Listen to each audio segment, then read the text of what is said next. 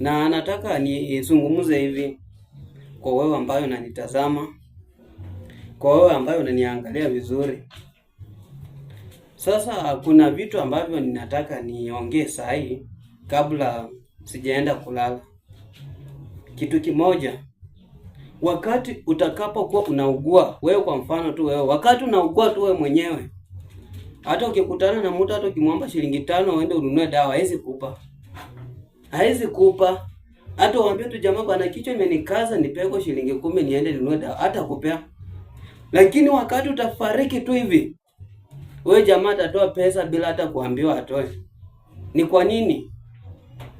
Yaani, na hii kitu ninaenda kuongelea sana, inatendeka haswa sana katika mambo ya ukoo.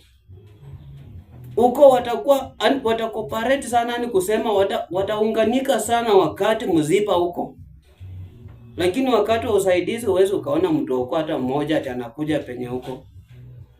Wakati wa mzipa ndo mtapigiana simu watu ukoo. Watu ukoo watakuwa wanapigania simu, sijui fulani amefanyaje, umesikia? Hapo sasa ndio watakuwa wanaangalia. Lakini wakati unaugua, wakati unaomba usaidizi, wakati unaomba msaada, hakuna. Wote wamepotea. Sasa wakati unaishi maisha yako, wewe mwenyewe jitambue, wewe mwenyewe jielewe na ujitume, ufanye kazi, upige kila shughuli, ufanye kila mambo. Yaani kwa uwezo wa kustahimili changamoto za majaribu yako na uhai wako. Watakuja tu mtatafutananga tu maneno.